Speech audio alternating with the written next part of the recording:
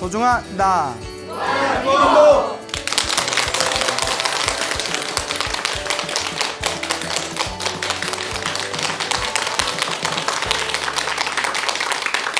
예, 만나서 반갑습니다.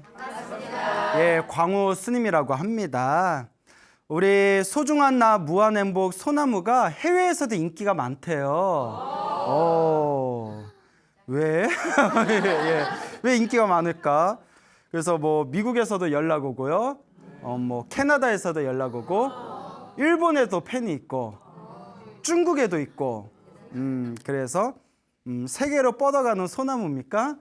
그래서 이제 많은 또 이제 한국의 불자분들, 다른 나라에서 활동하고 계시는, 거처하고 계시는 많은 한국의 불자분들께서 이 소나무를 의지하면서 굉장히 또 재밌고 즐거운 시간을 보내고 있다는 그런 편지라든가 연락을 굉장히 자주 받습니다. 게다가 얼마 전에 우리 일본에서 살고 계시는 우리 어느 불자님께서 또 이렇게 소중한 이제 편지를 보내오셨는데, 거기 이제 딸이 있어요. 초등학생 딸이 있는데 이름이 민지예요. 민지가 여자애인데 이름 예쁘죠. 민지. 예. 민지가 하루 종일 소나무만 보고 있대요. 초등학생이. 아니 왜? 예? 볼 게 얼마나 많은데. 그래서 어머니가 걱정이 될 정도로 민지가 너무나 저기 소나무를 즐겨본다고 해서 제가 엄마 걱정되지 않게 소나무는 하루에 한 편만 봐라고 이렇게 메일을 보내줬거든요. 자, 그래서 그분이 이제 소중한 편지를 보내오셔서 제가 오늘 읽어드리도록 하겠습니다. 스님 안녕하세요. 여기 후쿠오카는 이제 가을이 온 것 같아요. 하늘도 높고 청명하고 기분 좋은 날입니다. 저의 딸 민지는 스님의 왕팬으로 집에만 오면 핸드폰으로 소나무를 늘 틀어놓고 생활합니다. 심지어 잘 때도 광우 스님 이러면서 소나무를 틀어놓고 잡니다. 이 정도면 좀 과한 것 같아서 말려야 되나, 아니면 부처님 말씀을 듣는데 놔둬야 되나, 이런 고민 아닌 고민을 하게 됩니다. 오래전에 부처님의 가피를 받은 사연을 밝혀볼까 합니다. 저의 체험을 모든 불자님들과 나누고 싶어 이 편지를 보냅니다. 저는 12년 전에 결혼해서 일본으로 왔습니다. 일본어도 모르고 일본에 대해서도 전혀 모르고 왔기 때문에 남편이 있어도 많이 외롭고 힘들었습니다. 가족이 그립고 환경이 낯설고 은근히 차별도 있었습니다. 외로운 나날을 보내다가 어느 날 저의 큰언니가 관세음보살 보문품 책과 법문 CD를 줬습니다. 그날도 힘들고 외로운 날이었어요. 그런데 신랑이 이거 한번 들어보자 하면서 법문 CD를 틀었는데 그 자리에서 그 10장의 CD를 모두 들었습니다. 그때 느꼈던 그 기쁨과 환희심을 잊을 수가 없습니다. 그 뒤로 늘 법문 CD를 듣고 보문품을 읽으며 하루하루를 보냈습니다. 그 뒤 언니가 보문품은 많이 읽었으니 능엄주를 한번 해봐라, 외워봐라 해서 그 뒤로는 능엄주를 거의 외울 정도로 읽고 또 읽었습니다. 우리 불교에는 관세음보살님이라고 계시죠? 그 관세음보살님의 공덕과 가피에 대해서 적어놓은 경전을 관세음보살 보문품이라고 해요. 그래서 이분께서 이제 관세음보살 보문품 이제 많이 읽다가 언니가 보문품은 많이 읽었으니까 이제 뭐 하라고 했죠? 능엄주 한번 해봐라. 능엄주는 제가 소나무에서 몇 번 언급을 했었죠? 예, 아마 보신 분들은 기억이 나실 겁니다. 저의 언니는 불심이 아주 깊고 불교 경전 공부도 많이 했습니다. 그리고 형부는 결혼했을 때부터 불교를 믿으며 원을 세우고 매일 1100배를 8년을 하였습니다. 와, 정말 대단하다. 매일 1100배를 8년을 했대요. 나보다 낫다. 대단한데요? 지금은 한 달에 한 번 사리암에 가서 2200배를 하고 있습니다. 야, 어느 날에 제가 큰일을 겪게 됩니다. 민지가 유치원에 들어가던 해, 이때까지 민지는 일본어를 전혀 못하던 때입니다. 민지 유치원 용품 구입 때문에 아는 엄마들과 만나서 밥을 먹고 집에 들어가던 중에 평소에 안 그러던 민지가 자꾸 안아달라고 떼를 써서 껴안고 몇 걸음 걷다가 제가 갑자기 쓰러져 버렸습니다. 민지를 안고요. 그 뒤 저는 기억이 끊겼다가 민지 울음소리에 눈을 떴고 저는 계속 찬바닥에 누워 있었습니다. 말도 안 나오고 너무 춥고 눈은 내리고 민지는 울고 조금 있다가 응급차 사이렌 소리가 들렸고 전 병원으로 옮겨졌습니다. 그리고 8시간의 대수술을 받았습니다. 뇌출혈이었습니다. 수술 당일에는 한국에서 오는 비행기가 없었기 때문에 신랑과 딸 민지만이 저의 옆에 있었습니다.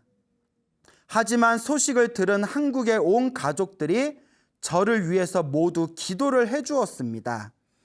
큰언니 부부는 바로 절에 달려가 부처님께 매달려서 기도하고 절을 시작했습니다. 기도 중에 큰언니가 이거는 내 기도의 힘만으로는 안 되겠다.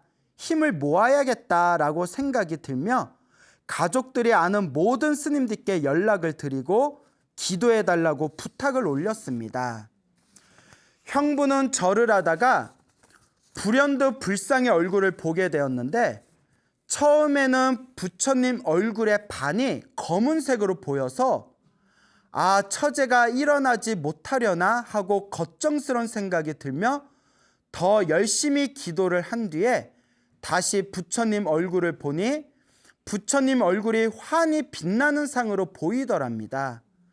그래서 이제 처제는 괜찮겠다라는 생각이 들더랍니다. 그 당시 둘째 언니와 여동생은 교회를 다니는데 언니와 여동생도 교회에 모두 모여 저를 위해서 기도를 했다고 합니다. 정말 고맙고 미안했습니다. 그러니까 절에서는 절에서 또 기도 올리고 교회에서는 또 교회에서 기도 올리고 양다리인가요? 예? 하여튼 좋네요. 이런 게 종교 화합이죠. 수술이 끝나고 의사 선생님 말씀이 정말 어려운 수술이었고 장담은 못하지만 일단 수술은 잘 된 것 같다고 했답니다. 그 뒤 3년의 시간이 흘렀는데 저는 지금 건강히 잘 생활하고 있습니다. 너무 다행이다. 그죠? 보통 뇌출혈로 그렇게 쓰러지면 몇 년이 지나도 몸이 회복되는데 시간이 오래 걸린대요. 근데 지금 아주 건강하시다고 하니까 너무너무 다행입니다. 저는 이 모든 것이 다 부처님의 값이라고 생각합니다. 병원에서도 장담 못하던 힘든 수술을 무사히 잘 끝내고 뇌출혈은 쓰러지고 못 깨어나면 살 수 없다고 하던데 그때 제가 민지의 울음소리에 정신을 차린 것도 다 부처님의 값이라고 생각합니다. 지금도 매일 108배하고 법화경 사경하고 부처님의 법문을 들으면서 하루하루를 감사한 마음으로 살고 있습니다. 외국에서의 힘들고 외로운 생활을 부처님의 법을 만나 행복한 마음으로 살고 있습니다. 더구나 목숨까지 살려주신 부처님의 값이 더 열심히 수행하며 살아가라는 부처님의 뜻이라 생각합니다. 앞으로도 행복하고 공덕을 많이 지으며 살겠습니다. 성불하세요. 감사합니다. 예, 편지 내용 잘 들어보셨죠? 예, 너무 좋죠? 그래서 우리가 이렇게 살아가면서 힘들고 위급하고 답답한 일이 있을 때 우리가 의지할 수 있는 가장 큰 보험이 누구일까요? 바로 불보살님입니다. 그러니까 여러분들도 물론 그럴 일이 생기면 안 되겠지만 언젠가 살아가시면서 힘들고 답답한 그런 절벽 같은 일을 만났을 때 절대 힘들어하거나 서러워하거나 섭섭해하지 마시고 그럴 마음의 기도를 더 많이 하시길 바랍니다. 그래서 이렇게 소중한 또 편지 보내주신 우리 민지 엄마, 우리 보살님 너무 감사드리고요. 그 민지야, 엄마 걱정하니까 소나무 하루에 한 편만 들어라. 네, 그래요. 나중에 2년 되면 한번 보고 싶네요. 자, 그래서 여러분, 이와 같이 우리 불자들은 항상 살아가면서 매일매일을 기도로 채워가야 됩니다. 이 기도를 해가면서 복을 짓고 공덕을 짓고 선업을 지으면서 알게 모르게 우리의 이 마음 속에, 우리의 내면 속에 불보살의 가피와 선업의 힘과 그 다음에 공덕의 힘이 끊임없이 자라고 있다는 것을 우리 불자라면 꼭 명심을 하셔야 됩니다. 자, 그동안 소나무를 통해서 정말 기적 같은 가피를 굉장히 많은 불자분들에게 소개를 드렸습니다. 어떤 분께서는 스님, 제가 절에 다니지만 소나무에 나오던 그 내용이 정말 사실입니까? 라고 물어보시는 분도 계셨고, 또 어느 불자분들께서는 스님, 저도 그런 경험을 했습니다. 제가 경험을 했기 때문에 저는 스님의 소나무의 법문을 조금도 의심하지 않습니다 라고 말씀해 주시던 그런 불자님도 계셨습니다. 네, 우리 이 소나무를 보시는 불자님들께서 꼭 명심하셨으면 하는 바람이 있습니다. 제가 그동안 소나무를 통해서 가피 이야기를 많이 했죠. 이 불보살의 은혜를 받는 그런 신비한 기적과도 같은 가피 이야기를 많이 했는데, 네, 여러분, 불교의 진정한 가피는 내 마음이 닦여지는 거예요. 뭐 하늘에서 뭐 꽃비가 내린다거나, 땅에서 뭐 황금 연못이 생긴다거나, 뭐 꿈에서 부처님 꿈을 꾸고 나서 뭐 내 소원이 성취됐다거나, 물론 그런 일이 생길 수도 있지만 사실 그건 중요한 게 아닙니다. 부처님의 깨달음의 진정한 의미와 뜻은 마음 공부예요. 뭐라고요? 마음 공부입니다. 그리고 진정한 가피는 내 마음이 편안해지는 거예요. 내 마음이 닦여지고 내 마음의 집착이 사라지고 언제 어느 때나 내 마음이 편안해지는 것, 그것이 바로 부처님의 진정한 가피입니다. 솔직히 여러분들에게 말씀드리자면 분명히 내 삶에 힘들고 괴롭고 위급한 일이 있을 때 기도하면 정말 효과가 있습니다. 정말 있다니까요. 목숨 걸고 한번 간절하게 해보세요. 목숨을 안 걸어서 그런 거예요. 정말 목숨 걸고 간절하게 해보세요. 목숨 걸고 간절하게 했다가 죽었다, 뭐 그 말 수 없고요. 예. 정말 간절하게 기도하면 효과가 있습니다. 그런데 내 개인적인 소원들 있죠. 내 개인적인 소원들은 기도를 해도 안 되는 건 안 되는 게 있더라고요. 그게 참 신기하죠. 분명히 부처님의 기도의 가피는 있고 그것을 체험하신 분들이 부지기수로 많은데, 그런데 개인적인 소원 중에서는 아무리 기도해도 안 되는 게 있긴 있어요. 그래서 저 같은 경우에도 제가 기도를 해가지고 엄청나게 큰 가피를 받은 게 있거든요. 우와 하면서 정말 꿈에서 현몽을 해가지고 엄청나게 가피 받은 게 있어요. 그래서 제가 여러분들한테 자신 있게 기도 얘기를 할 수가 있는 거예요. 근데 어떤 거는 기도 열심히 했는데 안 되는 게 있더라고요.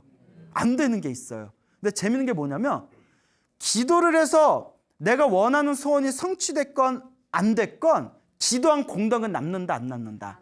분명히 남습니다. 어떤 분은 돈을 술술 벌게 해주세요 해서 사업에 대박난 분이 있어요.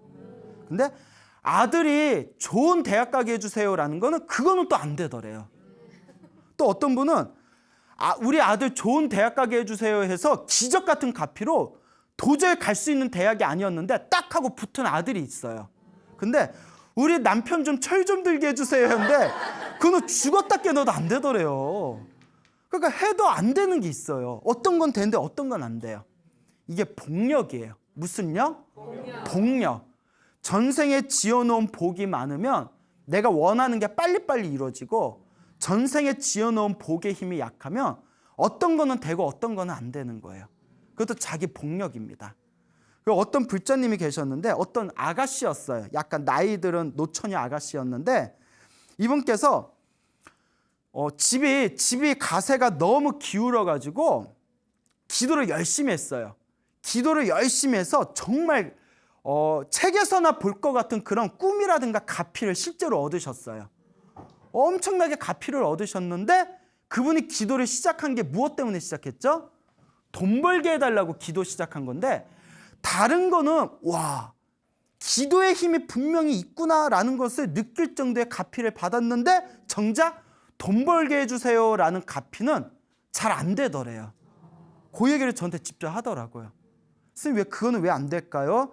전생에 돈과 관련돼서 보살님이 큰 업보를 지었나 봅니다. 그러니까 지금 묵묵히 닦아 나가십시오. 이제 이렇게 말씀을 드렸던 기억이 있었죠. 자, 이와 같이 나에게 주어진 내 삶에 있어서 모든 소원이 다 이루어지는 건 아니더라. 그러면 불교 기도의 진정한 의미가 뭐냐? 내가 원하는 소원이 이루어지지 않았다고 해서 절에 안 다닐 거예요? 기도 안 할 거예요? 수행 안 할 겁니까? 소원이 성취되지 않았다고 해서 절에 안 가거나 기도를 안 하거나 수행을 안 하는 그 마음의 자세 자체가 이미 글러먹었다는 거예요. 글러먹었다는 게 아니라 글러먹었다고요. 뭔 얘기인지 아시겠어요?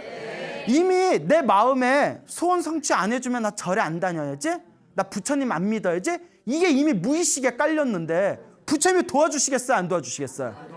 물론 부처님은 대자대비해서 알면서도 속아주시는 분이지만, 내 마음 자체가 이미 그렇게 옹졸한 마음이 무의식에 깔려 있는데 오던 소원 성취를 받을 수 있는 오던 복도 날아간다는 거예요.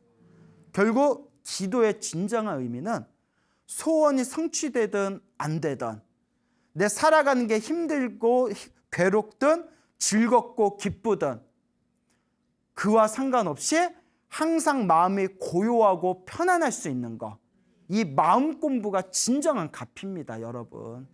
그래서 기도를 해서 내가 원하는 걸 얻어야지라는 것 자체가 사실 부처님이 말씀하신 집착이에요. 내가 원하는 소원이 이루어지든 이루어지지는 않든 묵묵하게 기도하면서 내 마음을 닦을 수 있는 것, 그게 진정한 가피고 진정한 부처님의 뜻이라는 것을 우리 불자 여러분들께서는 꼭 명심하시길 바랍니다. 알겠죠? 네. 감동적인 이야기를 하나 들려드릴까 합니다. 어느 여성 불자님이신 보살님이 계셨는데, 이 보살님이 이제 어렸을 때 친정엄마 따라서 절에 몇 번 다녔대요. 어렸을 때 이제 엄마 따라서 절에 몇 번 다녔던 그런 이제 보살님이었는데, 나이가 조금 늦은 나이에 남편을 만나서 결혼을 했답니다. 조금 늦은 나이에 이제 결혼을 했는데, 이제 남편을 만나서 결혼을 하고, 그러니까 이제 축복 속에서 결혼 생활을 했겠죠. 그 첫 아들을 낳았대요. 큰 아들을 낳았는데, 큰 아들 낳았는데 뭐가 오해요. 큰 아들을 낳았는데, 그 아들이 이제 무럭무럭 자라는데 점점 커가면서 느낌이 좀 이상하더래요. 느낌이 좀 이상해가지고 왜 그러지 하다가 아이가 너무 이상한 게 느껴져서 4살이었을 때 병원에 가서 검진을 받았답니다. 아이고, 자폐였어요. 자폐인 거예요. 엄마 마음 얼마나 억장이 무너지겠어요. 자폐니까. 그러니까 자폐 이제 검진, 지적장애라는 검진을 받고 이제 아들, 4살 때 아들을 부둥켜 안고 차 안에 오면서 집으로 오는 길에 엉엉 울었대요. 왜 우리 아들한테, 왜 우리한테 이런 일이 생길까? 그렇게 이제 막 눈물을 흘리다가 이제 집에 와가지고 아들을 위해서 온 힘을 다해가지고 우리 아들을 이제 고칠 수 있어, 치료할 수 있어 해서 이제 아들을 인지치료라고 해가지고 인지심리치료라고 해서 그것도 되게 비싸대요. 그걸 계속 이제 치료를 했답니다. 나을 수 있을 거라는 이제 확신을 갖고. 그렇게 이제 치료를 해 나가는데 이 남편이 자꾸 둘째를 낳자고 쪼르는 거예요. 그 부인이 기가 막히더래요, 보살님이. 이 인간이 생각이 있는 거야, 없는 거야. 왜냐하면 자기는 큰아들한테 온전히 모든 걸 다 쏟고 싶은데 아들 하나 또 낳아버리면 이렇게 마음이 분산돼 버리잖아요. 애를 하나 또 낳으면. 근데 남편이 자꾸 하나를 더 낳자 계속 쪼르더래요. 그러다가 이제 시댁에서도 그 얘기하고 친정집에서도 아마 어른들 생각은 그런 것 같아요. 큰아들이 조금 이제 마음의 병이 있으니까 그래도 또 이제 건강한 애 하나 또 낳는 게 낫지 않겠냐. 아마 그런 게 좀 있었겠죠.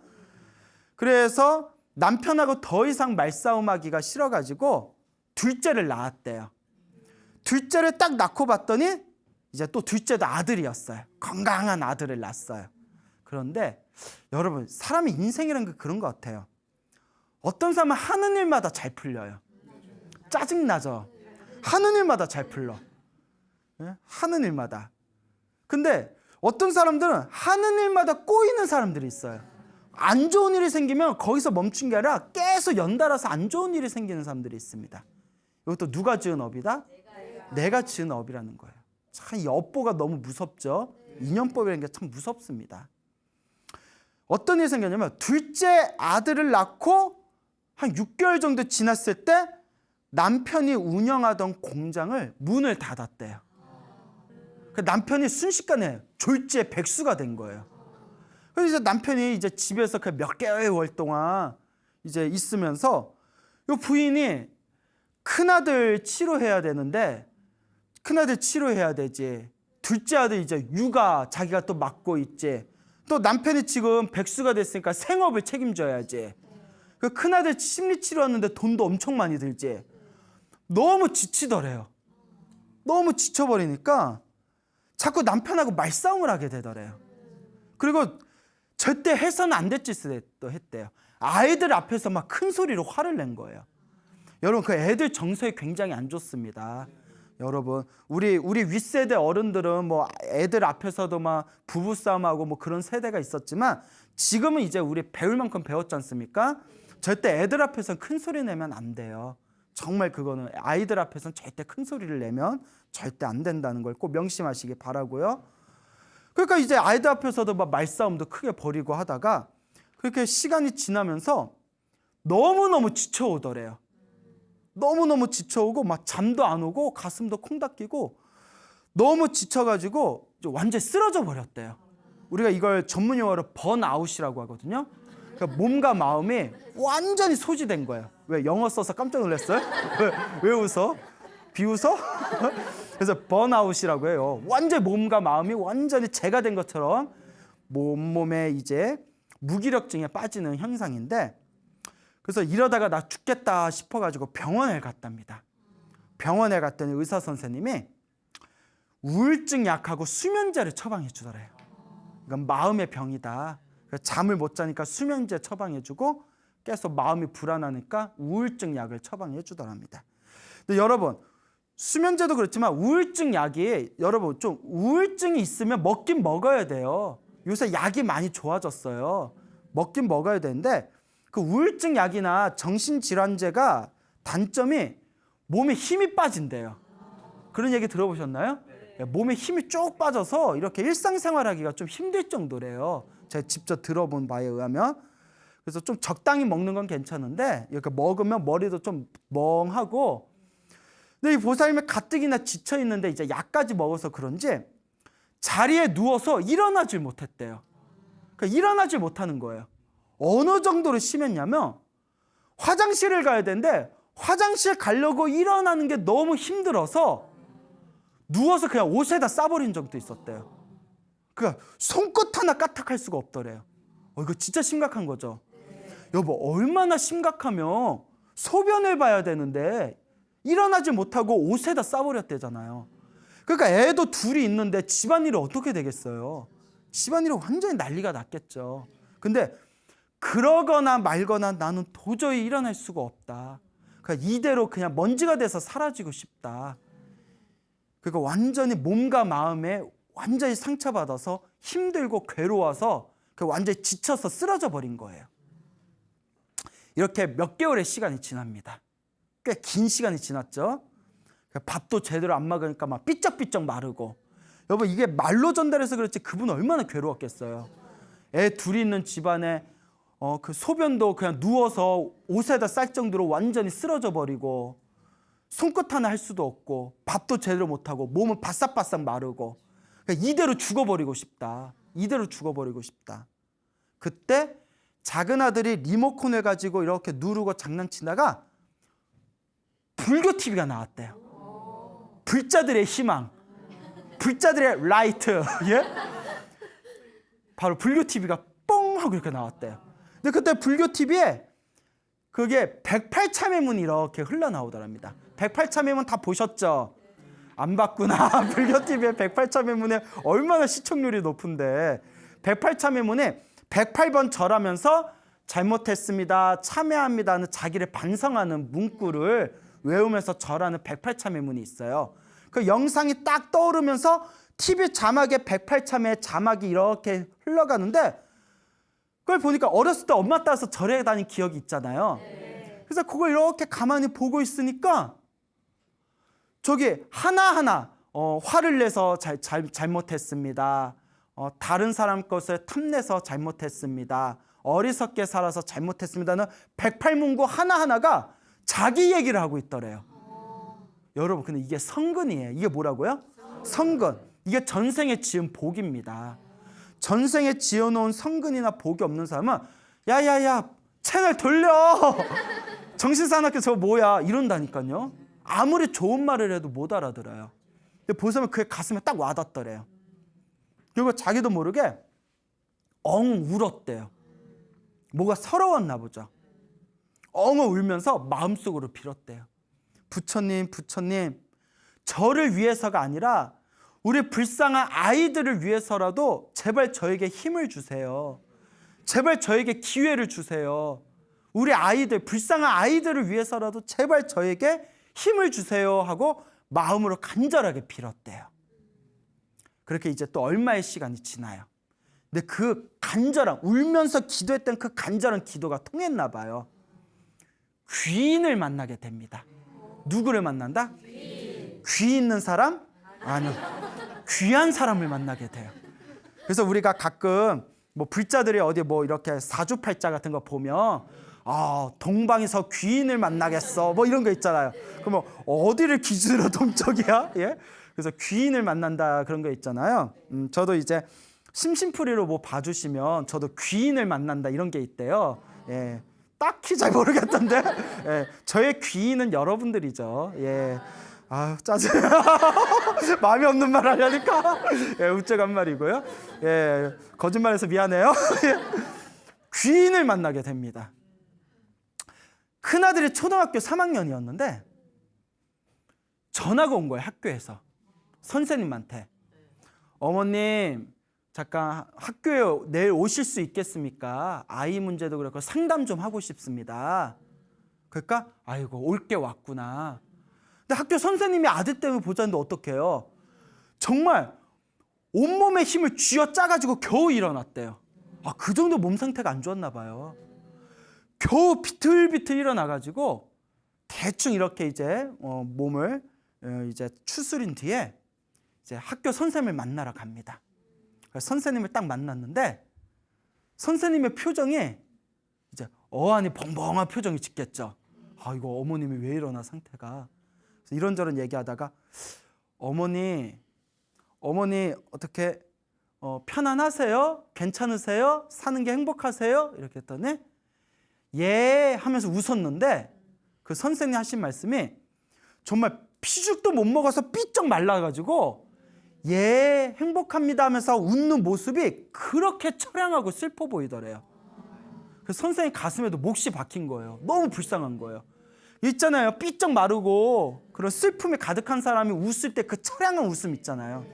예 이러니까 어머니 이 아들이 문제가 아니라 우리 어머님이 공부 좀 하셔야겠다고. 혹시 종교가 있습니까? 이러더래요. 종교가 있냐고 해서 그냥 친정 엄마 따라서 절에 좀 다녔습니다 하니까 그러십니까? 어머니 내일 학교에 좀 한번 더 오십시오 이랬대요. 내일 학교에 좀 한번 더 오십시오. 제가 좀 드릴 게 있습니다.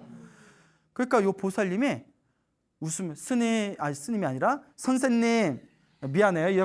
이게 직업병인가 봐요. 선생님 제 몸이 제 몸이 아니에요. 저 오늘도 억지로 나왔어요. 저 내일은 저 장담할 수 없습니다. 선생님 미안한데 저는 내일 못 나올 것 같아요. 저 너무 힘들어요 하니까 선생님이 그러더래요.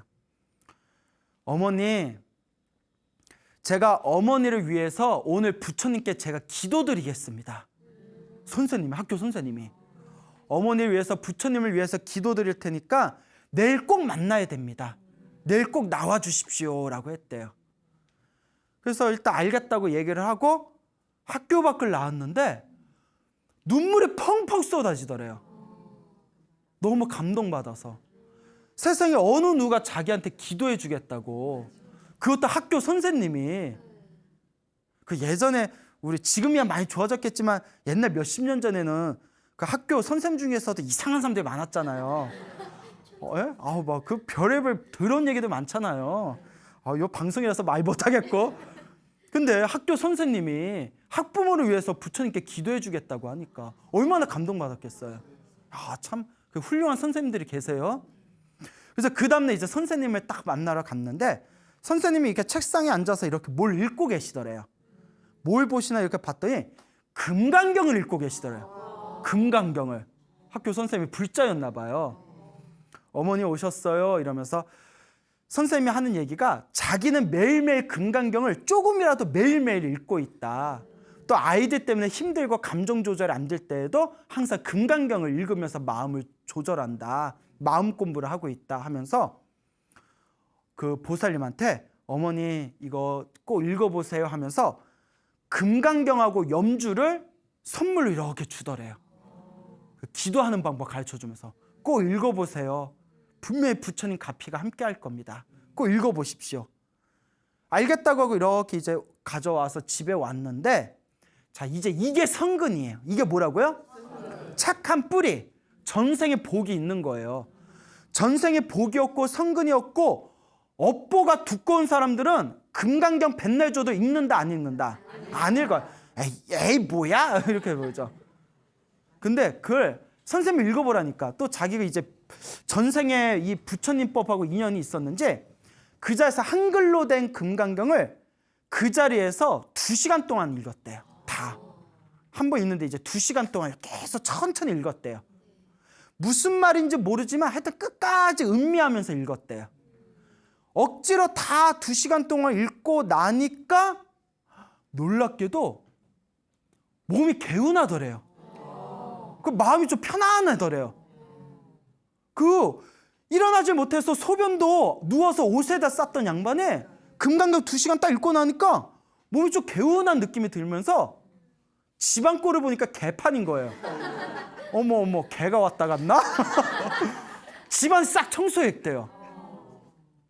그렇게 하루 지나고 이틀 지나고 3일이 지났을 때 매일매일 금강경을 읽었대요. 금강경 읽은 지 딱 3일 됐을 때 수면제 약을 끊었대요. 3일 만에 잠이 솔솔 오더래요. 수면제를 먹어도 오지 않던 잠이 솔솔 잠이 오더랍니다. 그래서 너무 놀라서 선생님한테 전화했대요. 선생님, 제가 수면제를 지금 안 먹어도 잠이 옵니다. 그 마음이 너무 편안해지고 몸도 뭐 이렇게 기운이 살아난 것 같습니다. 무슨 금강경이 녹용이야? 금강경 읽었다고 무슨 홍삼이야? 금강경 읽었다고? 예? 그러니까 선생님이 오히려 자기 일처럼 기뻐하면서 부처님 가피입니다. 어머니 계속 기도하세요. 부처님 가피가 함께 할 겁니다. 그래서 그날 이후로 정말 뭐가 있나 보다. 근데 여러분 금강경 3일 읽고 그렇게 효과 보는 거는 그분이 그래도 전생에 뭐가 있는 거다? 성근이 있는 거예요. 이 성근을 무시할 수 없습니다. 전생에 업이 두꺼운 사람은 좀 효과가 더디게 나타나겠죠. 그분 그래도 바로 효과를 봤잖아요. 그때부터 이제 불교 TV를 보면서 천수경도 하고 법문도 듣고 기도도 시작했대요. 그러면서 이제 점점 마음이 정화되는 게 느껴지는 거예요. 그러다가 문득 절에 가서 기도 한번 해볼까? 집에서만 하지 말고 절에 가서 한번 해볼까? 그래서 절에 갔답니다. 절에 가서 어디 사찰에 가서 부처님 불상 앞에서 딱 절을 하는 순간 그 자리에서 눈물이 펑펑 쏟아지더래요. 그날이 잊혀지지가 않는데요. 밑바닥에서 뭐가 확 올라오면서 하염없이 이제 눈물을 쏟아냅니다. 그러면서 이제 꾸준히 절에 다니면서 이제 본격적으로 기도를 시작해요. 기도하고 법문 듣고 이제 마음 공부를 시작하게 됩니다. 여기서 이제 중요한 게 있어요. 몇 개월 동안 꼼짝달싹을 하지 못하고 누워가지고 자리에서 일어나지도 못했던 분이 매일매일 이제 절에 나가게 되는 거예요. 절에 나가서 기도하고 염불하고 법문 듣다 보니까 그게 진짜 마음 공부가 되는 거예요. 마음이 정화가 되면서 어느 순간 이런 생각이 듭니다. 나도 누군가에게 도움되는 사람이 되자. 나도 누군가에게 도움이 되는 사람이 되자. 그래서 절에서 운영하는 봉사활동 단체에 들어갔대요. 봉사활동 단체에 들어가서 본격적으로 봉사활동을 시작합니다. 무료급식도 해주고 요양원에 가서 봉사도 하고, 그렇게 이제 계속 이제 봉사활동을 하면서 마음에 점점 잔잔한 변화가 오더니, 그렇게 남편 꼴 보기가 싫었는데 갑자기 남편을 보면서 이런 생각이 들더래요. 남편도 나 때문에 많이 참으면서 살았겠구나. 남편도 내가 얼마나 미웠을까. 하지만 자식 때문에 참고 나랑 살아준 거겠구나. 우리 남편도 얼마나 고생 많이 했을까라는 생각이 울컥 들더니 가서 남편의 손을 잡고 진심으로 여보, 그동안 미안해. 정말 미안해. 나 용서해줘 하는 순간 남편이 눈물 콧물 흘리면서 둘이 부둥켜 안고 엉엉 울었대요. 남들이 들으면 어디 집문서 사기당한 줄 알았을 거야. 그러면서 정말 남편하고 사이가 좋아졌답니다. 이게 마음 공부의 힘이에요. 그러다가 가슴이 뜨끔뜨끔해가지고 왜 이렇게 가슴이 이상하지? 하고 병원에 갔더니 유방암이었던 거예요. 한참 좋은 일이 생길 때 유방암에. 그래서 6시간 동안 유방암 수술을 마쳤답니다. 자, 여기서 중요한 거. 선생님, 그렇게 기도를 열심히 했는데 왜 유방암에 걸렸을까요? 이것도 다 누구 업이다? 내 업이라는 거예요. 내가 지은 업은 누가 받는다? 단, 크게 받을 거 어떻게 받는다? 작게 받는다. 어떻게 보면 더 큰 상황이 생길 수 있었던 걸 유방암을 빨리 발견해서 오히려 빨리 치료한 것도 있을 거예요. 유방암 수술을 받으면서 병원에서 몇 개월 동안 누워있으면서 치료가 좀 길어졌나 봐요. 그 속에서 스스로를 돌아보고 그 어느 때보다도 기도를 더 열심히 했답니다. 그리고 몇 개월이 지난 뒤에 딱 집에 왔을 때 큰아들 작은아들 이렇게 자고 있더래요. 얼마나 예뻐요. 아기가 자고 있으니까. 그리고 딱 애들을 보는 순간 마음에서 이런 마음이 생기더랍니다. 큰아들을 향해서. 그동안 자기는 큰아들이 짐이라고 생각했었나 봐요. 짐이라고 생각했던 큰아들을 보면서 고맙다 아들아. 네가 이제 보니까 네가 나 마음 공부시키려고 와줬구나. 내 마음을 공부시키려고 네가 나한테 와준 거였구나. 너 아니었으면 내가 얼마나 어리석은 삶을 살았겠니. 고맙다. 너 덕분이다. 나한테 와줘서 고맙다라는 마음이 진심으로 밑바닥에서 올라오더랍니다. 그리고 지금 너무나 가정이 편안하대요. 남편이 시댁이나 친정댁에 가면 항상 자랑한대요. 갈수록 집안이 점점 좋게 변하고 있다고. 너무나 집안이 너무 좋아지고 있다고. 그래서 이 보살님이 하시는 말씀이 자기가 이렇게 경험한 자기의 긍정적인 이 모든 변화, 이 기적 같은 마음의 긍정적인 변화가 모두 불보살님의 값이다. 그래서 지금도 부처님의 은혜 갚는 마음으로 살아가고 있답니다. 여러분, 이게 진짜 값이에요. 꿈에서 희한한 꿈 꾸고 무슨 소원 성취되고, 예? 라면 먹으러 갔다가 쌀밥 얻어먹고, 뭐 이게 가피가 아니에요. 이런 건 진정한 가피가 아닙니다. 이건 그림자예요. 불교에서 말하는 진정한 가피는 무엇이다? 마음 공부예요. 내 마음이 변화되는 거. 여러분, 인생사 살다 보면 좋은 일 생길 수도 있고 나쁜 일 생길 수도 있습니다. 좋은 일은 좋은 일대로 좋고 나쁜 일은 나쁜 일대로 내 마음의 공부로 삼아서 더 발전하는 내 마음의 수행의 숙제로 삼아야 됩니다. 그것이 바로 진정한 가피다라는 것을 꼭 명심하시기 바랍니다. 알겠죠? 네. 근데 여러분, 지금 이 순간 힘들고 괴롭고 답답한 일이 있을 때 주저하지 마세요. 지금부터라도 부처님을 의지하고 부처님의 가르침을 의지하고 부처님의 법문을 의지하고 그 제발 신기하고 특이한 거에 집착하지 마세요. 제발 좀 꿈에 좀 집착하지 말고 신기하고 특이한 거에 집착하지 마세요. 근데 내가 좀 미안해요. 내가 소나무에서 그런 얘기를 하도 많이 해가지고. 근데 여러분들 속을까 봐 제가 항상 마지막에 하는 얘기 있잖아요. 뭐 하지 말아라? 집착하지 말아라. 가장 중요한 것은 내 마음 공부가 가장 중요하고 내 마음의 변화가 가장 소중한 값이라는 것을 우리 불자분들께서는 꼭 명심하시길 바랍니다. 여러분, 행복해지고 싶습니까? 행복한 삶을 창조하고 싶습니까?